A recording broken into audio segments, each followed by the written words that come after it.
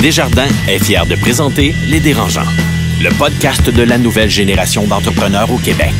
Quand les entrepreneurs ont besoin de soutien, chez Desjardins, ils ne dérangent jamais. Visitez desjardins.com/entreprise. Ils font le tour du monde. Signent de gros contrats. Écœurent pas mal de monde. Et nous racontent tout ça. Voici Les Dérangeants. Bonjour et bienvenue au 3e épisode du podcast Les Dérangeants, enregistré au centre-ville de Montréal, au studio C de l'Université Concordia. Je me présente, Mathieu Charret, journaliste au journal Les Affaires. Pour ce tout nouveau, tout chaud nouvel épisode, propulsé par le mouvement Desjardins, je suis entouré de l'explosive femme d'affaires à talons hauts, Marie-Philippe Simard. Oui, c'est moi ça. De notre étalon italien, Carlo Coccaro. Bonjour tout le monde. Et de notre coureur des bois en résidence, le valeureux Jean-Daniel Petit. Salut tout le monde. En entrevue cette semaine, il était temps que Québec vienne nous montrer comment ça fonctionne, brasser des affaires. Je vous présente la fierté de la vieille capitale, l'illustre Dominic Brown. Et comme débat, qui peut cracher sur les dragons? On s'intéresse aux émissions comme Dans l'œil du dragon, de leurs effets positifs et négatifs et la mode de l'entrepreneuriat. On commence par un tour de table. Carlo, coup de cœur, coup de gueule de la semaine. Je vais y aller avec un coup de cœur vraiment générique, mais qui me touche particulièrement ces temps-ci. Coup de cœur pour le marketing.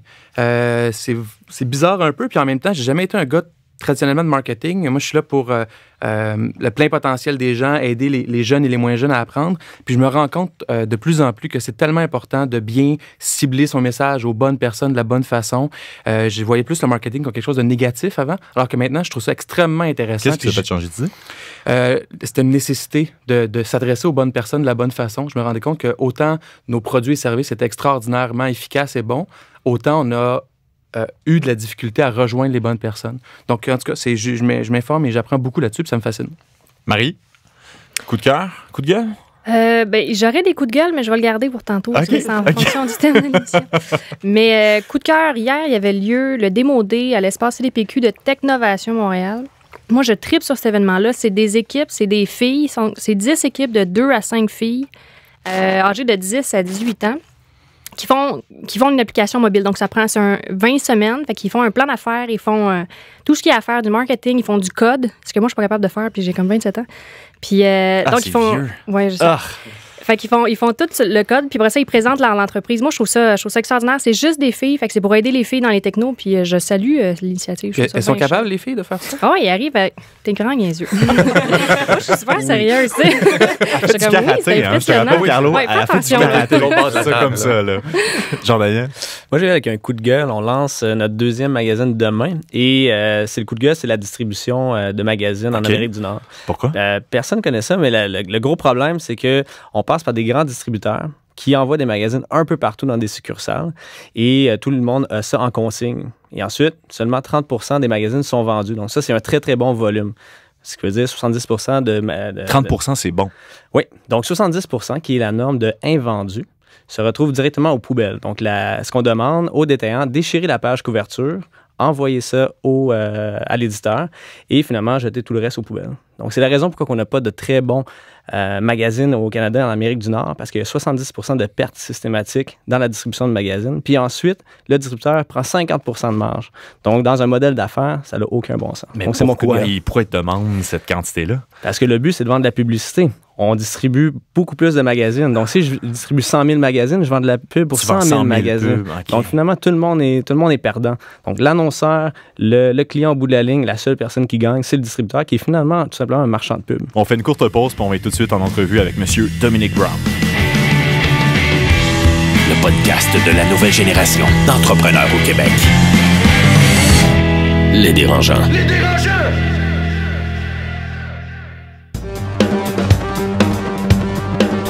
À l'école de gestion John Molson de Concordia, nous formons la prochaine génération de propriétaires d'entreprises et de gens d'affaires. Nous offrons plusieurs cours, comme par exemple un certificat en propriété d'entreprise. Pour plus d'informations, concordia.ca/entreprise.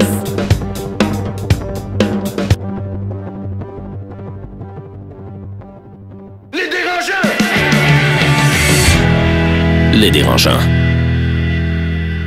De retour au dérangeant où on se paye une pause Kit Kat avec notre chocolatier favori, Dominic Brown. Dominic Brown a commencé sa carrière dans la maison de ses parents à 11 ans en travaillant sur des jeux vidéo. Il a lancé Binox à 21 ans, entreprise qui a été rachetée en 2005 par un gros joueur, Activision. Il est demeuré dans l'entreprise jusqu'en 2012, puis a décidé de se consacrer à Chocolat Favori, sa nouvelle acquisition. Aujourd'hui, Chocolat Favori compte 24 établissements et plus de 1000 employés, Dominic, je me trompe pas. Oui, absolument. Impressionnant. C'est aussi, tu es un papa de 4 enfants? Ben oui, 4 enfants. 4 enfants et un boxeur accompli, si je comprends. Oui, ben en fait, là, maintenant, j'ai pris ma retraite du monde de la boxe, mais oui, j'ai quelques matchs, quelques grands échecs à mon actif de ce côté-là. Ouais. Au niveau de la boxe ou au niveau de l'entreprise? Au niveau des matchs de boxe. J'ai fait plusieurs matchs de boxe, j'en ai gagné aucun, mais ça a été des expériences. Manger une volée devant tes chums comme ça, c'est franchement, c'est toute une expérience, mais ça a été un challenge extraordinaire. Dominic, j'ai goût de te poser la question. Tu as dit... avec Binox, puis tu as dit avec Chocolat Favori que tu voulais conquérir le monde à chaque fois. Oui. Est-ce que ton ambition, puis cette ambition affichée-là, ça te vaut des réactions négatives au Québec? Je veux conquérir le monde, ça fait pas un peu, je me prends pour un autre? Mais en fait, non, j'ai jamais eu de réactions négatives. J'ai eu toutes sortes, j'ai eu plutôt des gens qui m'ont pas pris au sérieux, surtout au début. Moi, quand je suis arrivé avec Binox au départ, parmi les premiers articles qui ont été écrits sur nous, j'étais déjà là du haut de mon premier complet, puis tout fier avec mes bureaux que je venais d'ouvrir, 6 employés, tout ça. Et là, je disais qu'on allait partir à la conquête du monde, qu'on allait avoir des jeux qui allaient se retrouver partout à l'international. Puis tout le monde me disait, tu sais, c'était plus... les gens trouvaient ça cute. Quand je parlais de conquête du monde, c'était cute, ça faisait rire les gens. Regardons le bel petit entrepreneur qui est ambitieux, il cassera pas son beau rêve. Puis les gens dans l'industrie me disaient, c'est impossible de faire ça, ça prend des millions, tu y arriveras pas. T'avais quel âge à ce moment-là? J'avais 21 ans. Puis finalement, tu sais, moi j'aime beaucoup la citation, c'était impossible, mais ils ne le savaient pas, alors ils l'ont fait. Puis ça a été, moi c'est ça qui a marqué ma carrière jusqu'à maintenant. Je le savais pas que c'était pas possible de partir un studio de jeux vidéo, pas une scène. Puis finalement, on s'est retrouvé avec des produits qui se sont vendus partout dans le monde, des produits, des franchises comme Guitar Hero, Spider-Man. Maintenant, le studio, j'ai rien à voir là-dedans, mais maintenant, il travaille sur des Call of Duty. Alors, c'est vraiment un studio qui a atteint les sommets puis qui est arrivé à justement conquérir le monde à sa façon. T'es-tu effronté pour avoir dit ça? C'est-tu de l'effronterie? Non, vraiment pas. Je pense pas que c'est de l'effronterie. C'est plus comme de l'espèce d'ambition. Moi, la conquête du monde, c'est une fixation. C'est-à-dire, dans tout ce que je fais, comme dans Chocolat Favori, quand j'ai pris ça, l'objectif, c'était pas de développer... j'ai jamais des ambitions locales dans la vie, en entrepreneuriat. Moi, ce que je veux, c'est que je veux développer une entreprise qui va se retrouver partout. Puis Chocolat Favori, je crois qu'on a le potentiel d'être partout sur la Terre. On a le modèle pour ça. Alors, c'est ça. Je pense pas que c'est de l'effronterie nécessairement, plus que simplement de l'ambition, puis une belle naïveté attachée à ça aussi. Mais pourquoi conquérir le monde? Est-ce que tout le monde a besoin de chocolat? Ben, moi, je pense que le chocolat et la crème glacée, je pense que c'est deux choses que, peu importe la culture, en fait, ça se vend, il y en a partout. Puis moi, ce que je veux faire, en fait, c'est que moi, j'ai une espèce de patriotisme important pour la Ville de Québec puis pour la province de Québec en général. Moi, je pense qu'on doit avoir plus de sièges sociaux, on doit développer des entreprises puis les exporter nos entreprises partout. Si on regarde dans le commerce de détail, là, des entreprises dans le commerce de détail qui se sont retrouvées partout à l'international, tes comptes sur le bout de tes doigts. Là, je veux dire, il y a Aldo, qui est un super success story. Il y a Alimentation Couche-Tard, qui a fait via beaucoup des acquisitions. C'est tout. Mais tout ça pour dire qu'il y a beaucoup de potentiel. Puis je pense qu'à un moment donné, il faut que quelqu'un décide de se dire, ben moi, je pense être capable de le faire, j'ai une bonne idée, puis je fonce. T'sais. Ben là, on dit conquérir le monde, il faut se donner les moyens de ses ambitions. À 21 ans, on n'a pas de moyens. Non. Il se passe quoi pour conquérir le monde puis dire... On n'a pas de moyens, mais une chose qu'on n'a pas à 21 ans aussi, là, c'est des attaches. C'est-à-dire, à 21 ans, là, t'es pas nécessairement engagé pour la vie, t'as pas d'enfants, t'as pas de famille, t'as pas de maison, t'as pas d'auto, il y a bien des choses que t'as pas.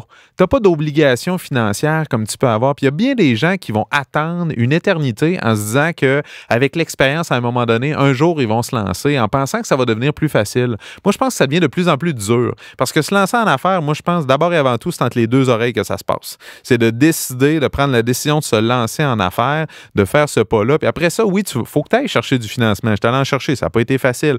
Mais il faut surtout que tu saches où tu t'en vas puis que tu saches bien t'entourer. Tu ailles chercher une équipe là, de talent autour de toi. Il n'y a personne sur la terre qui est capable de tout faire. Là. Fait qu'il y a des choses que si tu n'es pas bon en finance, ben, va te chercher quelqu'un, un partenaire qui est bon là-dedans. Va te compléter une équipe. Puis après ça, tu vas chercher les moyens pour partir ton entreprise. Moi, je suis quelqu'un qui est un peu qui peut partir dans toutes les directions. J'ai une espèce je suis un peu bipolaire là-dessus, c'est-à-dire j'ai de la misère à être organisé sur différents niveaux. Fait que moi, souvent, je suis quelqu'un qui a des idées, qui a beaucoup d'idées. Je suis plus dans le côté vision dans l'entreprise, mais opérationnaliser mes idées, là, j'ai bien de la difficulté. Puis j'ai de la difficulté aussi à rester focus et intéressé, honnêtement, par ces choses-là. Fait que moi, une des choses, quand on a justement démarré l'aventure Chocolat Favori, puis qu'on est arrivé avec le nouveau concept, tout ça, moi, en fait, j'ai travaillé beaucoup sur la vision de ça, c'est-à-dire les grandes lignes. Qu'est-ce qu'il fallait faire?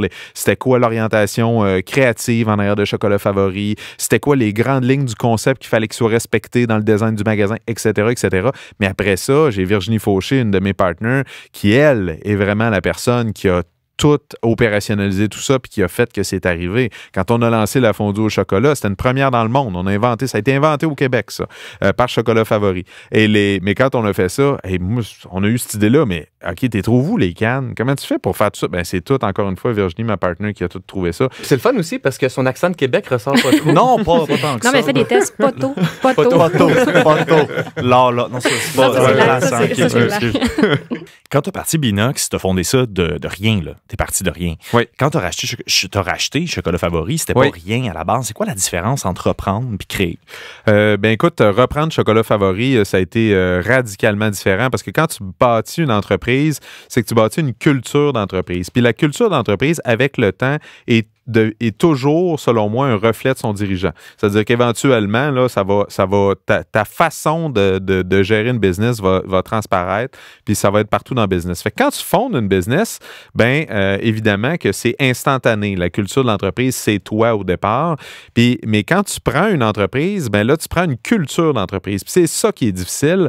Et là, moi, j'arrive avec une certaine, comment je pourrais dire, vitesse de développement, audace, j'ai une perspective sur l'innovation, sur la nécessité d'innover dans l'entreprise, toutes sortes de choses qui sont venues vraiment brasser ce qu'il y avait en place. Puis un changement de culture, dans ma carrière, c'est la seule chose que j'ai jamais été capable d'accélérer. C'est quelque chose qui prend du temps.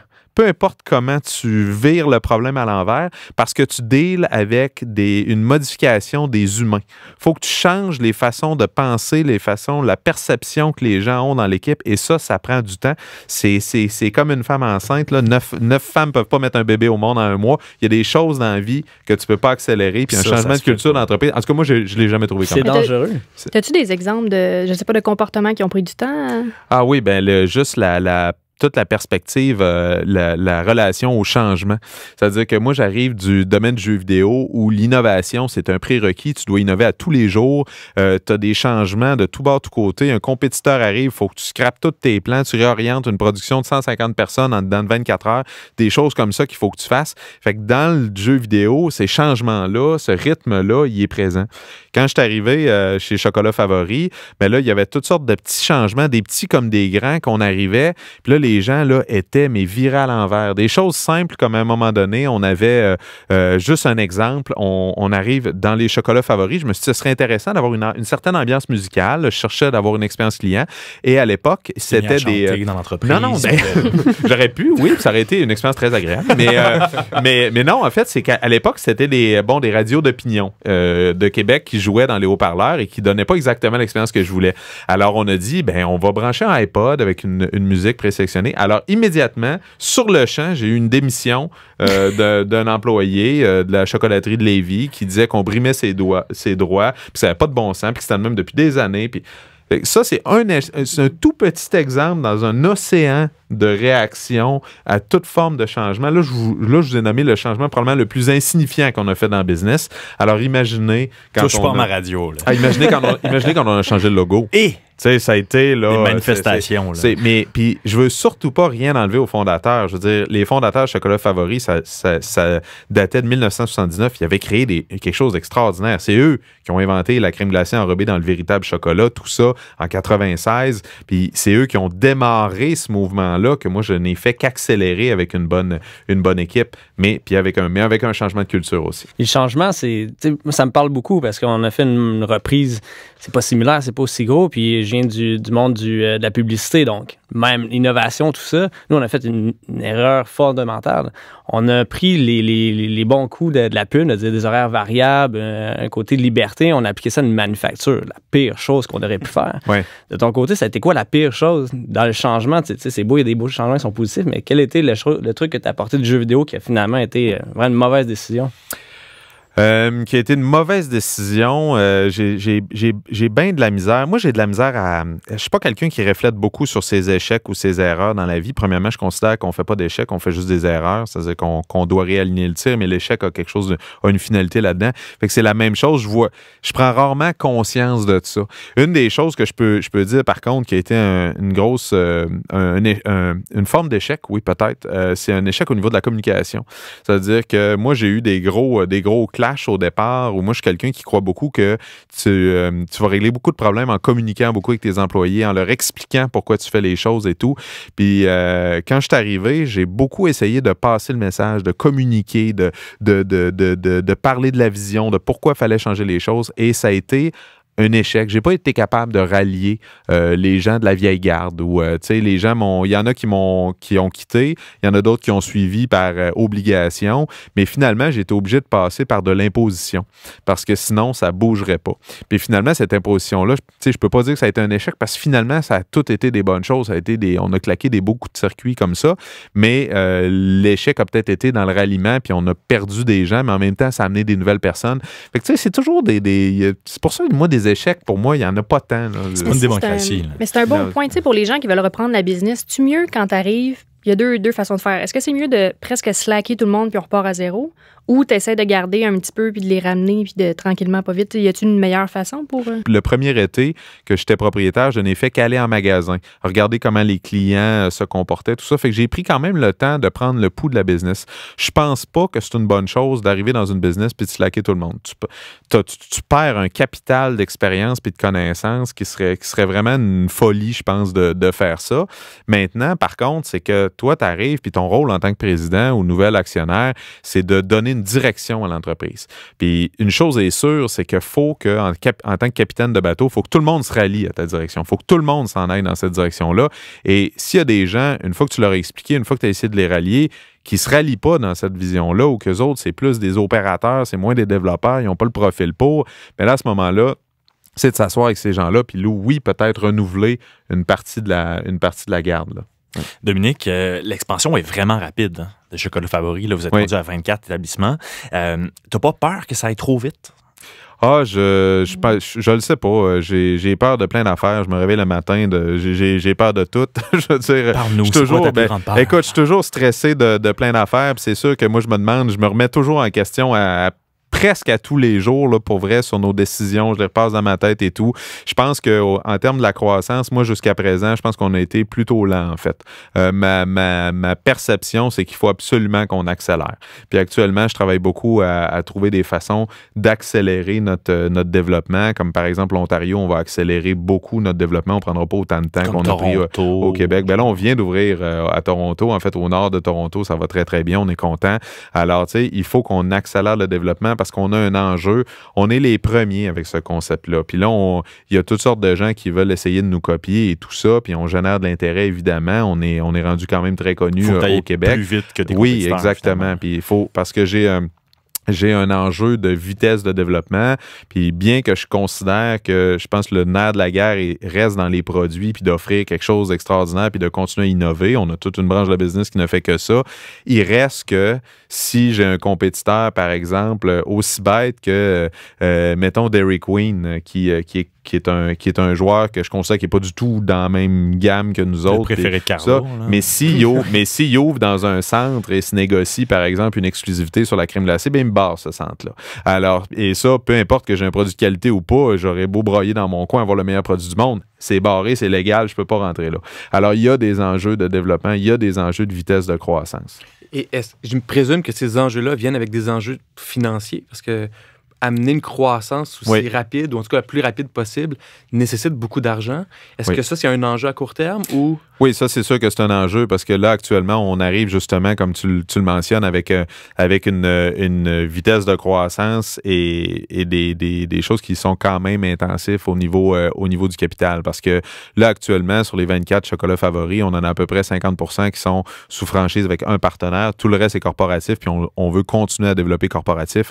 Donc ça, c'est de l'argent qui doit venir de nos poches. Puis en plus de ça, Chocolat Favori, on produit presque tout ce qu'on vend. Donc on est manufacturier en plus. Alors ça, ce que ça fait, c'est que je dois monter des inventaires, de matières premières. Je suis rendu que je sécurise ma matière première jusqu'à 8 mois en avance parce qu'il faut que je prévisionne, parce que je commande des containers, Puis là, ça, c'est une mécanique que je dois aligner qui est rendue très complexe mathématiquement. Toute la gestion du cash flow, qui n'était pas du tout un problème avant. 8 mois d'avance avant de générer des revenus. C'est ça. Fait que là, le 8 mois d'avance, c'est que là, il faut que tu fasses tes prévisions financières. Il faut que tu alignes avec le nombre de chocolateries parce que si je manque de chocolat, je peux pas prendre un autre 8 mois en attendant le container. Tu sais, il y a toutes sortes de choses comme ça. Si t'en manques, tu vas chez Costco puis t'achètes des palettes? Malheureusement, on est rendu à un volume qu'il y a à peu près plus un distributeur dans la province qui stocke. Puis on s'est fait prendre, justement, parmi les beaux apprentissages où l'année passée, par exemple, on a notre chocolat de Pâques, on a de la belle petite paille rouge, tu sais, puis là, comme à chaque année, on appelle le distributeur. On dit, bon, on est rendu à te commander ta paille rouge, on va t'en prendre tant de tonnes. Non, j'ai pas ça en stock. Comment t'as pas ça en stock? Non, mais on n'a pas ça en stock. Fait que là, toute cette mécanique-là avec les fournisseurs maintenant, cette mécanique-là prévisionnelle, ben il faut y penser, il faut maintenir tout le monde dans l'eau sur nos plans de croissance. Fait que cette vitesse de croissance-là exige une mathématique prévisionnelle puis des modèles de prévision. Faut qu'on devienne les meilleurs là-dedans. Là. Fait que c'est complètement d'autres enjeux. Là. Mais moi, j'aurais des questions par rapport aux franchisés. T'en parlais tantôt, puis c'est drôle, j'étais avec mon père ce matin, puis je disais, on va faire les dérangeants avec Dominic Brown, le PDG de Chocolat Favori. Mon père a dit non. C'est Gino Chouinard, le PDG de Chocolat Favori. Fait que lui, il est convaincu que c'est moi, j'ai aucun problème que le monde pense que ça soit Gino. Là, jusqu'à date, les gens voient ça comme quelque chose de positif. J'ai aucun problème avec ça. Mais Gino, en fait, c'est notre ambassadeur. Mais c'est sûr que les gens, dans les communications, peuvent mélanger les choses. Gino est copropriétaire de certaines chocolateries et qui se trouve à être franchisé, mais en plus d'être ambassadeur de la marque. Donc, il parle beaucoup de Chocolat Favori. Ouais. Mais c'est ça ma question. Au niveau de la marque, drôle de question, mais êtes-vous anglais Chocolat Favori ou Chocolat Favori? Oui. Fait que ça a resté. Fait que c'est comme le Cirque du Soleil. Vous amenez la marque telle quelle ailleurs. Fait qu'aux États-Unis aussi, ça va être... à Victoria, Colombie-Britannique, à Aurora, à Toronto ou à Ottawa, c'est le Chocolat Favori. Puis c'est drôle parce qu'il y a juste... Cette question-là ne me vient que de Québécois. Parce que les gens du Canada anglais ne m'ont jamais même suggéré que je devrais changer de nom. En fait, pour eux autres, ils trouvent ça vraiment... C'est très, très chic. Puis le chocolat, en fait, a un petit quelque chose encore d'européen, d'associé, comme la qualité associée à ça. Donc, puis Chocolat Favori, ça a un petit je ne sais quoi, là. J'ai une question. J'ai lu ou j'ai entendu quelque part que au niveau scolaire, tu avais de la difficulté à l'école puis que c'était pas un cheminement scolaire facile. Je sais pas si je me trompe.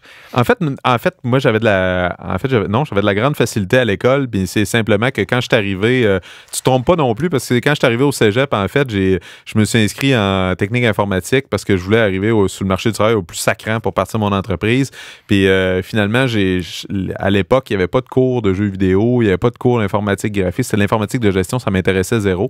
Fait que j'allais essentiellement pas à mes cours. Alors, une chose menant à une autre, j'avais pas des très bonnes notes. Alors, un jour, j'ai reçu une lettre de mon établissement d'enseignement m'invitant à ne plus me représenter à l'école. Je pense que les entrepreneurs, d'abord et avant tout, ils ont une nécessité de connecter à du pratique. Puis c'est là que il y a une déconnexion avec le modèle d'école actuel. Puis moi, je crois beaucoup dans quelque chose qui serait un peu comme un sport-études, mais un entrepreneuriat-études, où on laisserait du temps à des gens qui ont un profil entrepreneurial, de prendre leurs connaissances puis de les appliquer à un projet d'entreprise ou autre chose et de leur laisser du temps pour faire ça. Et moi, je pense que cette braquette-là d'entrepreneurs que peut-être que certains on perd à l'école, ben là, on pourrait les garder puis les pousser beaucoup plus loin. Dominic Brown, un grand merci. On voulait t'offrir du chocolat pour te remercier. On trouvait ça un peu têteux. Fait qu'on t'offre un assortiment de chips fait au Québec pour aller à la pause. Ça fait plaisir. D'ailleurs, je vais me gâter. Voilà. Donc, on part à la pause. Un gros merci à Dominic Brown, très apprécié, PDG de Chocolat Favori, avec Gino Chouinard. Le podcast podcast de la nouvelle génération d'entrepreneurs au Québec. Les Dérangeants. Écosystème, une capsule pour les entrepreneurs nouvelle génération, signée Université Concordia. Cette semaine, avec Adrien Sicard, fondateur et chef de la direction chez BI. BI est une entreprise B2B SaaS de 9 personnes qui a développé une plateforme qui révolutionne la gestion d'entreprise. Après avoir fait une école d'ingénieur et une maîtrise en gestion de projet, nous avons travaillé dans différentes compagnies sans trouver de réponse à nos besoins. De ce fait, nous avons développé notre propre outil et c'est ainsi que BI est né. BI est en pleine expansion. Après une refonte de l'interface avec l'agence LG2, nous ciblons maintenant le reste du Canada, l'Europe, puis les États-Unis. Il n'y a pas une seule journée où nous ne profitons pas des services comme le coaching, des locaux, ainsi que de la communauté des autres entrepreneurs. Nous nous considérons privilégiés de faire partie de la grande famille qu'est District 3. Pour en savoir plus, consultez concordia.ca/D3. Les Dérangeants! Les Dérangeants. De retour aux Dérangeants avec Jean-Daniel Petit, Carlo Coccaro et Marie-Philippe Simard pour un débat qui peut cracher sur les dragons. À l'ère dans l'œil du dragon, de leur pan anglophone, Shark Tank, Dragon's Den et compagnie, on avait le goût de se pencher sur les émissions qui portent sur l'entrepreneuriat. Est-ce que c'est néfaste? Est-ce que c'est positif? Ou est-ce que c'est un mal nécessaire? Marie-Philippe, as-tu un avis là-dessus, toi? Ben moi, j'ai bien des avis là-dessus. T'as parce bien que des je avis l'ai fait. là-dessus. Comment ça? T'as fait les dragons? J'ai fait les dragons. Surprise! Mais je vais laisser les gars, je suis bien curieuse d'avoir leur opinion avant d'embarquer. Carlo? À vérifier rapidement. Ouais, c'est ça. On va mettre de quoi au clair tout de suite, OK? Je reviens avec ma question. Les dragons, là, on s'entend, là, c'est pas vrai cette histoire-là. Tu sais, c'est un show, c'est une mascarade. C'est pas des vrais dragons? Oui et non, là, tu sais. Mais on s'entend, là. Je pense que pour le débat, là, pour la cause, là, c'est seulement un show. Ben, moi, c'est mon avis. On m'a souvent posé la question dans mon entourage, les dragons, t'écoutes ça, puis t'aimerais-tu y aller? Puis j'ai jamais eu la réponse à ça. Puis en réfléchissant pour préparer l'épisode d'aujourd'hui, ce que j'ai compris, en fait, c'est que moi, j'associe les dragons à une émission comme La Voix. C'est un endroit où des wannabe vedettes ou des wannabe entrepreneurs vont. C'est rarement des entrepreneurs traditionnels qui trouvent un chemin autre que d'aller au dragon qui vont là. Il y a rarement des grandes vedettes qui en émergent. C'est un coup de pub. Il y a de la pub, ça c'est le gros avantage. Puis en même temps, est-ce que c'est des vrais dragons qui vont vraiment investir et donner des vrais conseils? De la même façon que les coachs... C'est à l'inverse. Je pense pas que ça part de la base comme un... C'est à l'inverse, c'est un casting. Là. C'est comme, bon, là, on a besoin d'avoir tant de filles, tant de gars, j'ai besoin d'un niaiseux, j'ai besoin d'avoir une rigolote, j'ai besoin d'avoir... C'est donc, ça, voici les noms. Ouais, j'aimerais ça. Non, mais c'est ça, tu sais. Dans les affaires. Et là, on les deux premières caractéristiques, tu les avais déjà. Là, finalement, on n'a pas assez de piment, on va faire ça. Puis là, il va y avoir tant de oui, tant de non. C'est scripté. Fait qu'au final, quand tu pars de la base que c'est scripté par le top, ben là, tu te rends compte que tout le reste, ça, c'est tout simplement là, des décisions qui sont prises consciemment et non pas pour l'entrepreneur qui est là, mais pour le bien du show, pour aller chercher des téléspectateurs. Là. Mais tu sais, moi, je mettrais un bémol là-dessus parce que j'avais regardé, il y avait un article dans le Forbes sur Shark Tank, qui est le dragon aux États-Unis.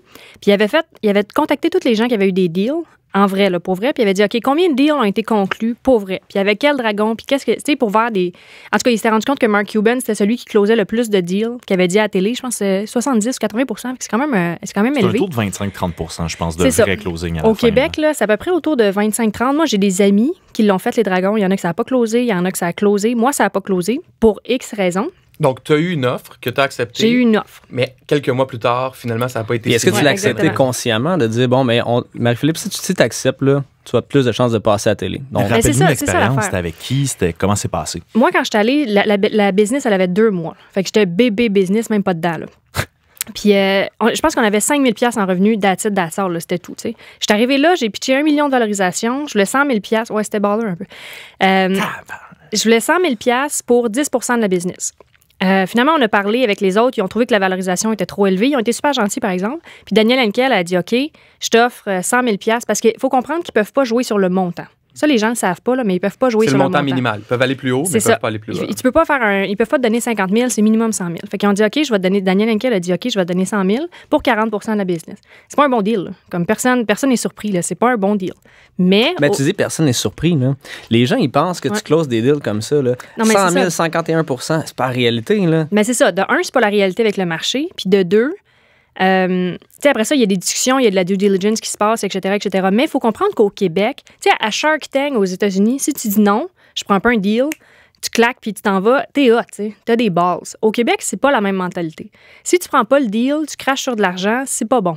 Fait que c'est toujours mieux, moi, comme je me suis rendu compte, là, j'ai regardé les émissions, c'est toujours mieux au Québec de prendre un deal, même si c'est pas bon, parce qu'après ça, la publicité va embarquer puis c'est positif. Sinon, moi, je suis tellement pas d'accord là-dessus. Non, je suis pas d'accord non plus. Ça n'a pas de bon sens parce que... FaZe a refusé 4 millions à Shark Tank. Ben, Mathieu, non, mais ça, c'est Dragon Ball. Non, mais il faut faire attention, là, parce que oui, princesse. Il y a les instant rewards, là, parce que on s'entend, là, ton site va crasher une fois que tu passes au Dragon, mais 6 mois plus tard, est-ce que le monde va encore s'en rappeler? Puis là, tu te fais définir par... Moi, j'ai dit non. Tu sais, au Dragon, là, j'avais appliqué. Finalement, ils m'ont rappelé, on dit, parce qu'on avait besoin d'un vrai investisseur. Moi, c'était tangible, c'était pas un coup de pub.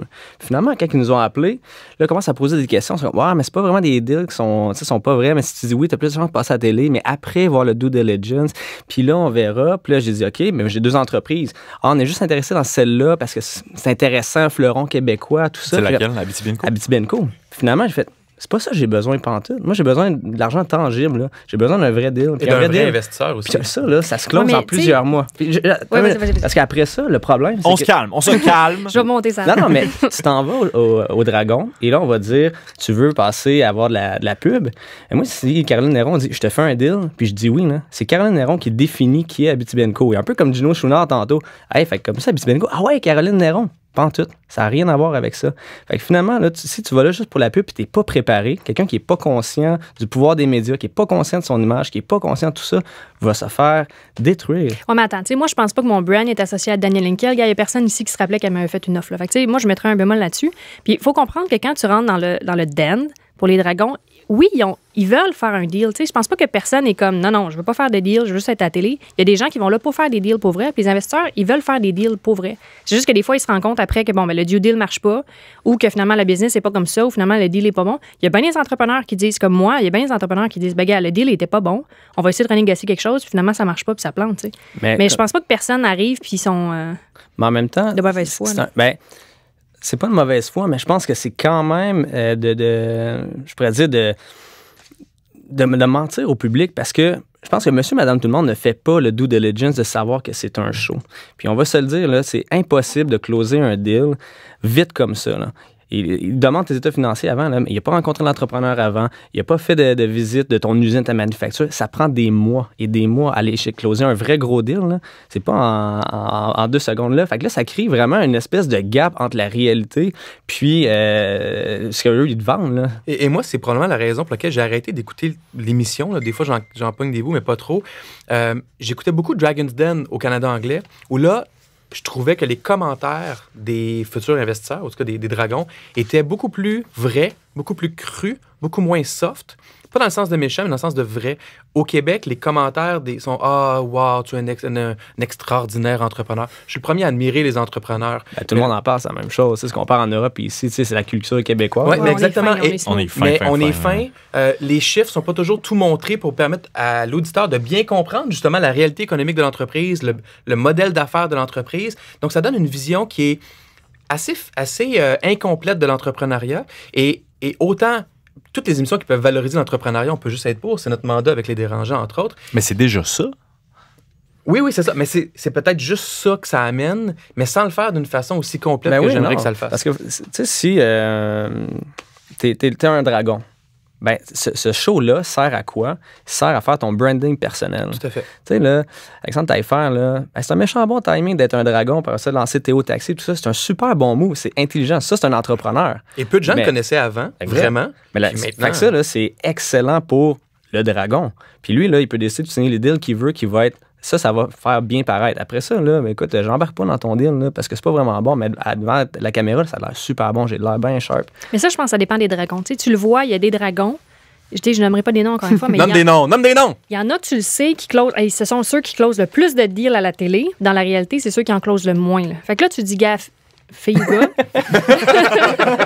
En tout cas, ben, tu sais, c'est un peu déloyal. Puis, je me rappelle, il y avait une poursuite, je pense, contre Daniel Henkel puis Alexandre Taillefer, mais je suis pas certaine, je pense que c'était contre eux. Puis, un entrepreneur qu'ils avaient poursuivi en disant, regarde, t'as dit qu'on avait un deal. Moi, je m'attendais à cet argent-là pour ma business. Je l'ai pas eu. Ça a eu plein de conséquences négatives. Et en penses quoi tes investisseurs, Marie-Philippe? Par rapport à... de savoir que, hypothétiquement, tu pourrais retourner dans une émission comme ça. Eux, ils voient ça, ils comprennent ta vision, puis ils disent, au pire, c'est de la pub, au mieux, on ne sait jamais. Non, ils le savent. Ils le savent, puis le problème quand tu as des investisseurs existants, c'est au niveau de la valorisation. Parce que... Tu ne veux pas dévaluer leur participation à eux. Tu ne veux pas dévaluer, puis petit cours légal, souvent quand tu vas avoir des investisseurs, ils vont mettre une clause qui est de Most Favored Nation, c'est-à-dire que si moi, je propose une valorisation qui est plus basse à quelqu'un d'autre, eux, ils ont le droit de dire, ben moi, je veux ce deal-là à la place du mien. Right?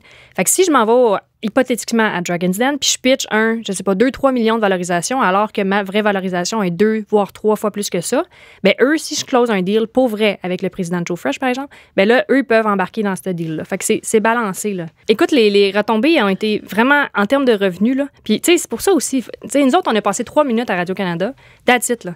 La capsule, on va pouvoir la reprendre, on va la remettre sur les médias sociaux, on va faire du retargeting, puis là, en espace de une journée, je pense qu'on a fait entre 30 et 40 000 $. Et là, tu parles hier, en fait, en début de semaine, qu'il y a une représentation, un suivi de Marie-Philippe Simard, 4-5 ans plus tard, qu'est-ce qu'elle est devenue, qui aurait généré plusieurs dizaines de milliers de dollars. On montrait un petit peu où est-ce qu'on en était. Fait que nous, ce qu'on disait, c'est, regarde, quand on a passé au Dragon il y a 2 ans, on envoyait 5 à 6 boîtes par semaine. Puis là, on en envoie 500 à 600 par semaine. Fait que, tu sais, on voit un petit peu la... Fait que moi, en conclusion, j'encourage tout le monde à le faire. Ça vaut la peine. Ouais. Ben, en fait, en conclusion, là, ce que je trouve, c'est si tu le fais en connaissance de cause, en savant que c'est un show et tu l'utilises vraiment comme un outil de promotion, c'est excellent. Un outil de Joe Fresh, je veux te rencontrer dans rien parce que toi, tu as un méchant gros réseau, je veux utiliser ça. Je pense que ça peut être positif. Puis sinon, mais il y a d'autres choses que les dragons. Dans notre cas, Madame Germain, on voulait travailler avec l'hôtel Charlevoix. On n'a pas eu besoin d'aller au Dragon. On a pris le téléphone, on l'a appelé directement. Donc, tu n'as pas besoin de passer par ça. C'est pas une finalité. C'est quoi son numéro? Ça, je vais te dire ça tantôt. 514-555. Fait que j'ai dit, tu vas aller faire les dragons l'année prochaine, de ce que j'en comprends? Non. Parce que quand c'est bon, c'est jamais assez long. C'est déjà terminé pour les dérangeants cette semaine. D'abord, un très grand merci à Dominic Brown pour sa visite à l'émission, à nos dérangeants et dérangeantes, Marie-Philippe Simard, Carlo Coccaro et J.D. Petit. Un grand merci à Jackie Galland à la technique, à notre créateur, Hugues Chandonnet, au Mouvement Desjardins à l'Université Concordia pour leur support. On se retrouve le mercredi 31 mai pour le 4e épisode des Dérangeants avec le créateur de Crudescence et des Jus Loup, le fascinant David Côté, avec un débat intitulé « Mon père est riche en tabarnak ». D'ici là, on nous suit dans le journal Les Affaires sur la page Facebook des Dérangeants et de Les Affaires. N'hésitez pas à commenter, poser des questions, nous envoyer des fleurs ou nous critiquer dans la mesure où c'est dirigé contre notre dérangeant Étienne Crevier de Biogénique, idéalement. C'était Mathieu Charette du journal Les Affaires. Je vous dis à la prochaine. Le podcast de la nouvelle génération d'entrepreneurs au Québec. Les Dérangeants. Les Dérangeants!